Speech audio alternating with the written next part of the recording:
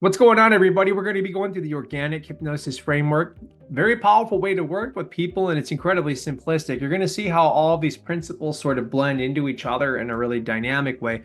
And what's cool about that is I did my best to explain them as actionable as possible so you could think about how to start using them. Now, the drawback here, in no way do I want to limit your creativity and imagination, because the aim ultimately is for you to become the most powerful hypnotherapist you can, or change worker or coach, whatever the modality that you use to help people with. These principles are going to apply in a way that you can use them. I want to dive into this fairly quickly. I do want to make one point. The acronym here is LEADS, and that's a bit unfortunate because the last thing we're going to be doing is leading anybody. So a little reframe I want you to have here is that optimal leadership helps others grow themselves, right? It's not about us growing the client. It's about us creating that space where that client can do it, and all their unconscious resources, they can start to get in touch with those and utilize them. It's going to be awesome. I'm going to go through each of these 5 principles. They are listening, exploration, awareness, discovery, and space.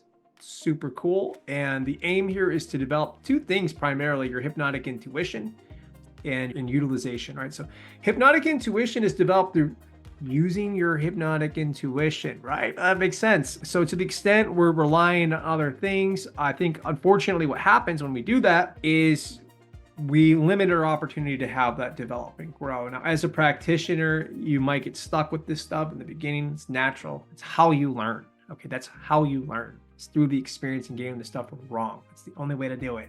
You're going to get it very quickly.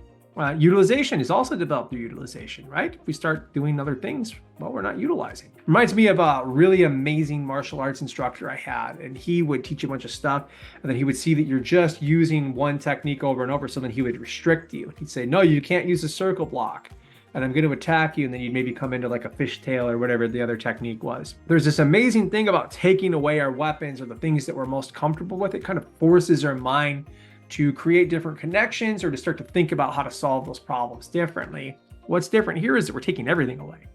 We're really streamlining things down to developing a better awareness of our own unconscious mind, the relationship with it, and then how to facilitate that with other clients. It's a unique approach in that way.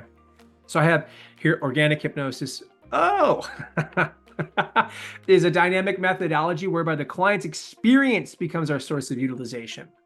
That's pretty cool, right? Because now we don't have to look for stuff. We can just utilize anything. We can utilize the experience after the session to help facilitate the change. Pretty cool. You're going to have less people calling you back. Organic hypnosis leads as a way to quickly optimize therapeutic alliance. These principles are used to make the context for change highly actionable and fairly easy. Easy in the sense that it's simple, but difficult because we're looking at real things people don't want to acknowledge. That's where all the real growth is. Organic hypnosis creates simultaneous personal growth of the practitioner while enhancing their skill set. Pretty cool, right?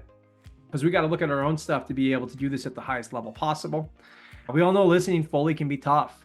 We are not even aware of our own tacit assumptions, unarticulated presuppositions. But what's amazing and not always easy is our own hangups, our resistance to really looking at ourselves, in a weird way, becomes one of the fastest vehicles for developing our ability to work organically with clients. You're going to have this experience at times where just something comes up, you're stuck, you're learning this, and you'll see how it kind of correlates with some other thing that you might be judging yourself about, or some conclusion you drew about how things have to work. That's when you're winning. That's when you're the closest to growing. And on the other side of that, it's exponential, right? Your growth is exponential there.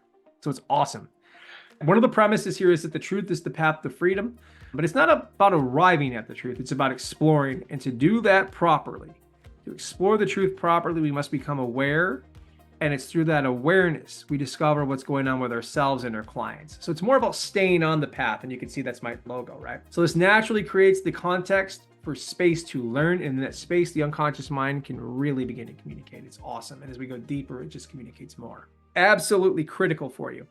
Competency cannot be rushed, but it can be achieved, and it will be achieved. You will learn this stuff. Your struggle with learning this stuff is your best teacher.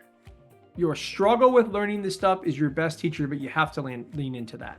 And you don't have to believe me. You're going to experience it a handful of times, and then you'll get it. Like, wow, that was incredible. Now I'm on the other side of it. It makes so much sense.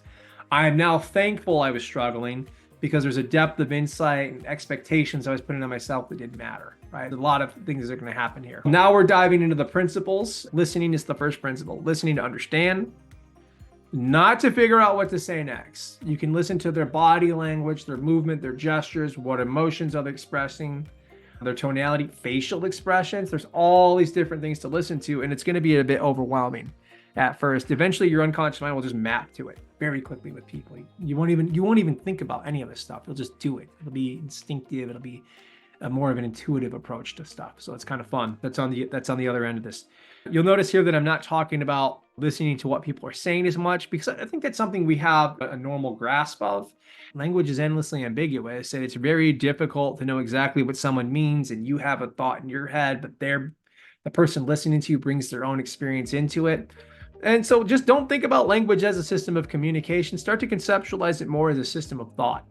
You say way more words in your own head than you'll ever communicate, right? It's like, what, 99-to-1 ratio, probably much bigger than that. I think that's a very important thing to think about. This thing that we consider to be used for communication is more about how we think. So, but people can express thought through gesture, through movement, through emotions, all that kinds of stuff. Now, I'm using think kind of loosely there, but really where their mind's at. That's the aim that we're after. That's the concept I want you to grasp. Exploration. Very easy to do. The meta frame here is, what intrigues you the most about this client's problem? What do you have to ask them to learn more about it?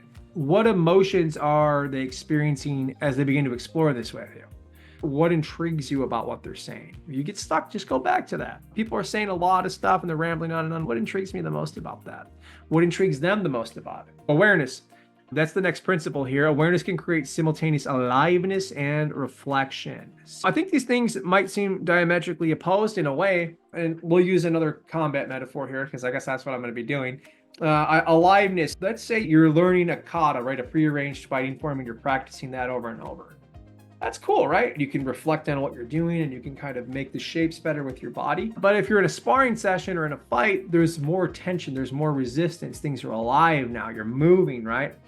That's a different dynamic. That's a different experience. You can be very much focused in that moment on what's going on in front of you as someone's trying to hit you and you're moving out of the way or countering them. But also reflection.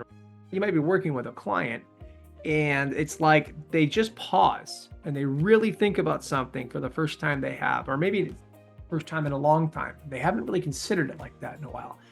But nevertheless, their awareness is there. Awareness can have this profound sense of presence about it and about the work we're doing with the client. This can show up in a bunch of different ways. So some physical examples. You might be working with a client and you notice their eyelids are kind of getting heavy or they're just moving them a lot. It's kind of unusual.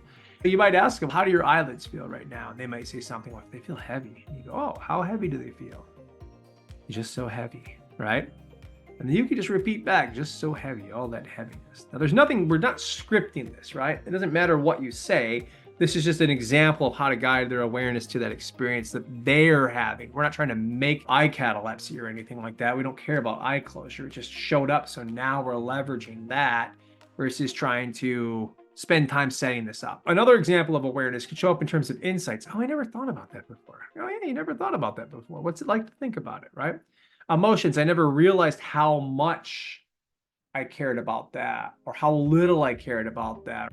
There's different ways that emotions can show up, and we can start to guide awareness to those to create a powerful experience for them. In every way this shows up, just keep thinking, what intrigues me the most about this? What intrigues them the most about this? Use that as the vehicle to make this process fun, dynamic, flowing, and easy for you. Next principle here, discovery. What does that awareness have to teach them about all of this, all the different things that are coming up? What's it like for them to have this problem? How do they feel as they learn more about it? What are their emotions trying to teach them about this? So as we explore, we discover something. Okay, well, what's that? What are you discovering as you become aware of that thing?